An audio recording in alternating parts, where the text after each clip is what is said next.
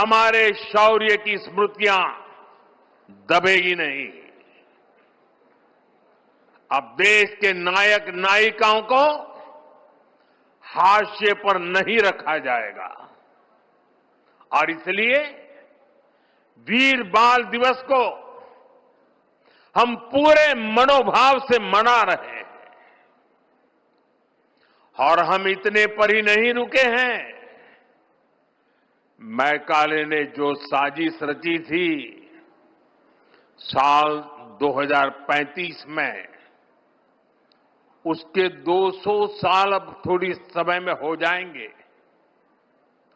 इसमें अभी 10 साल का समय बाकी है। इन्हीं 10 सालों में हम देश को पूरी तरह गुलामी की मानसिकता से मुक्त करके रहेंगे।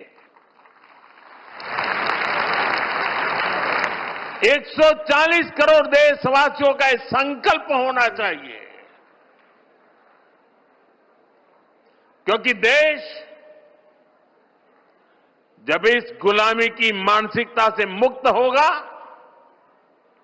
उतना ही स्वदेशी का अभिमान करेगा, उतना ही आत्मनिर्भरता की दिशा में आगे बढ़ेगा।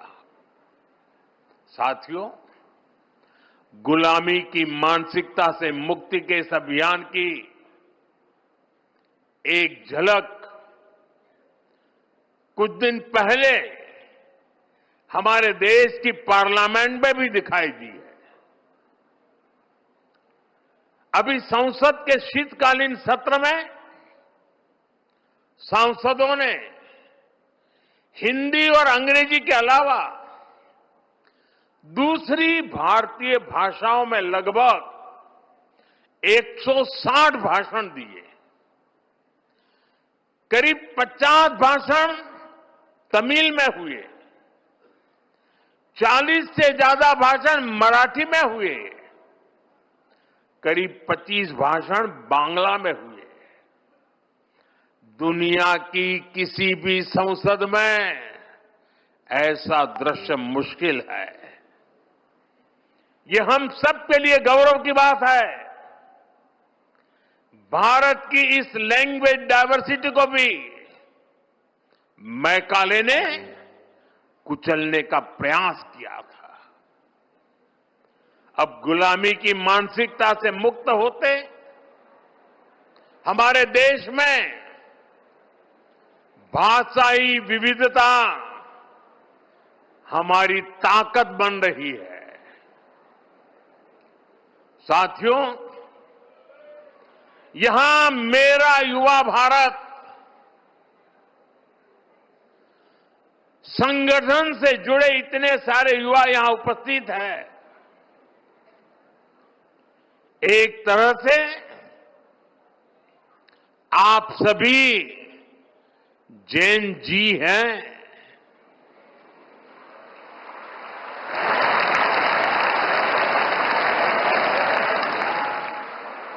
जैन अल्फा भी है।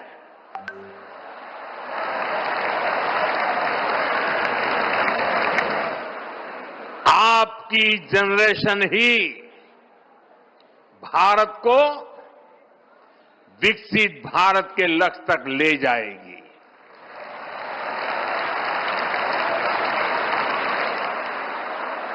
मैं जैन जी की योग्यता, आपका आत्मविश्वास देखता हूं, समझता हूं और इसलिए आप पर बहुत भरोसा करता हूं।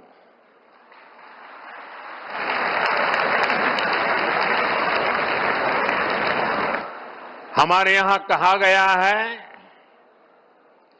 बालादपि ग्रहीतव्यम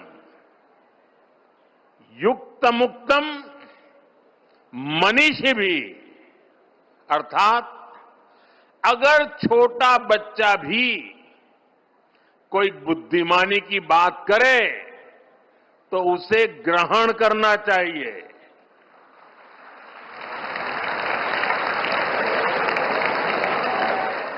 यानी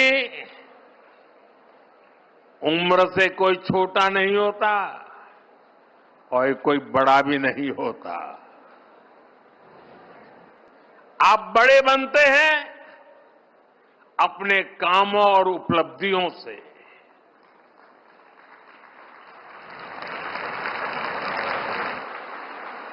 आप कम उम्र में भी ऐसे काम कर सकते हैं कि बाकी लोग आपसे प्रेरणा लें। आपने करके दिखाया है, लेकिन इन उपलब्धियों को अभी केवल एक शुरुआत के तौर पर देखना है। अभी आपको बहुत आगे बढ़ना है। अभी सपनों को आसमान तक लेकर जाना है। और आप भाग्यशाली हैं। आप जिस पीढ़ी में जन्मे हैं, आपकी प्रतिभा के साथ देश मजबूती से खड़ा है।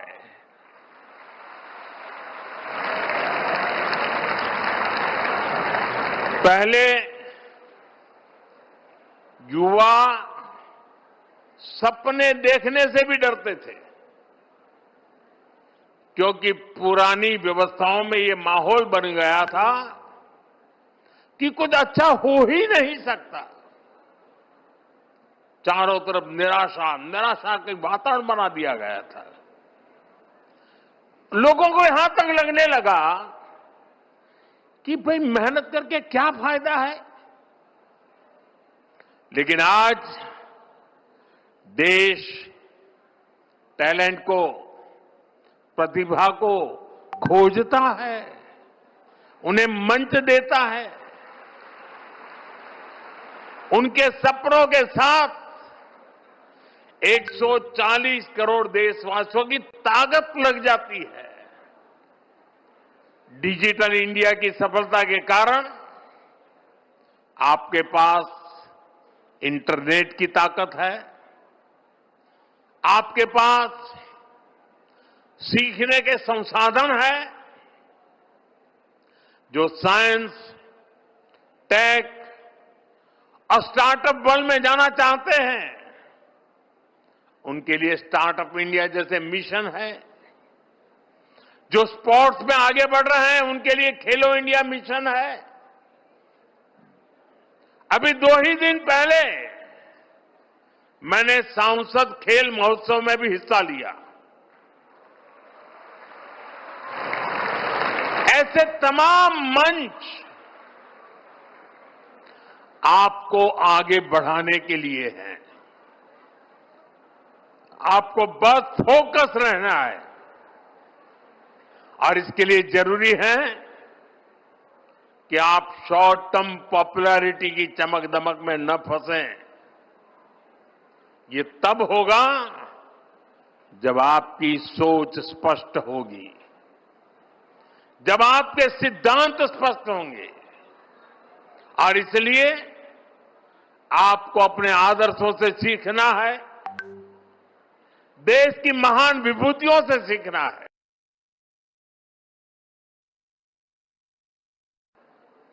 आपको अपनी सफलता को केवल अपने तक सीमित नहीं मानना है।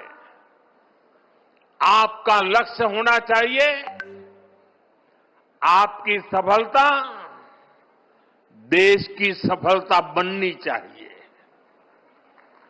साथियों, आज युवाओं के सशक्तिकरण को ध्यान में रखकर नई पॉलिसी बनाई जा रही है। युवाओं को राष्ट्र निर्माण के केंद्र में रखा गया है। मेरा युवा भारत ऐसे प्लेटफॉर्म के माध्यम से युवाओं को जोड़ने, उन्हें अवसर देने और उनमें लीडरशिप स्किल विकसित कराने का प्रयास किया जा रहा है। स्पेस इकोनॉमी को आगे बढ़ाना, खेलों को प्रोत्साहित करना, फिनटेक और मैन्युफैक्चरिंग सेक्टर को विस्तार देना, स्किल डेवलपमेंट और इंटर्नशिप के अवसर तैयार करना, इस तरह के हर प्रयास के केंद्र में मेरे युवा साथी ही है। हर सेक्टर में युवाओं के लिए नए अवसर खुल रहे हैं। साथियों, आज भारत के सामने परिस्थितियां अभूतपूर्व है। आज भारत दुनिया के सबसे युवा देशों में से एक है। आने वाले 25 वर्ष भारत की दिशा तय करने वाले हैं। आजादी के बाद शायद पहली बार ऐसा हुआ है कि भारत की क्षमताएं, भारत की आकांक्षाएं और भारत से दुनिया की अपेक्षाएं तीनों एक साथ मिल रही है।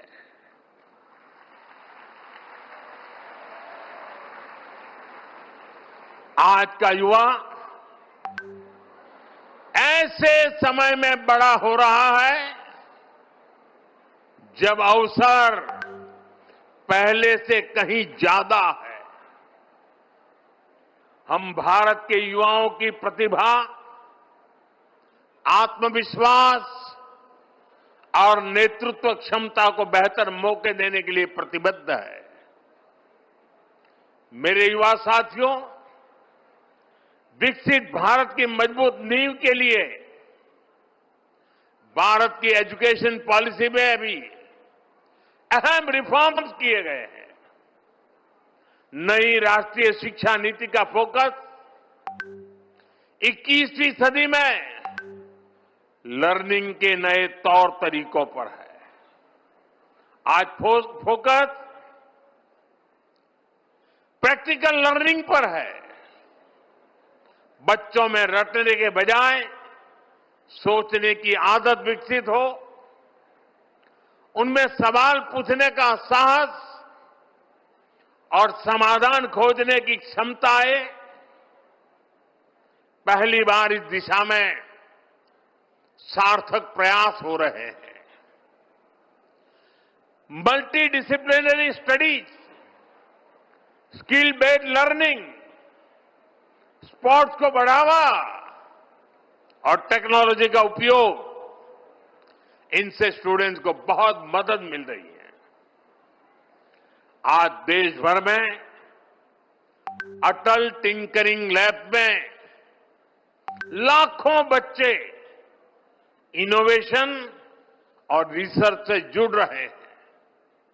स्कूलों में ही बच्चे रोबोटिक्स, एआई, सस्टेनेबिलिटी और डिजाइन थिंकिंग से परिचित हो रहे हैं।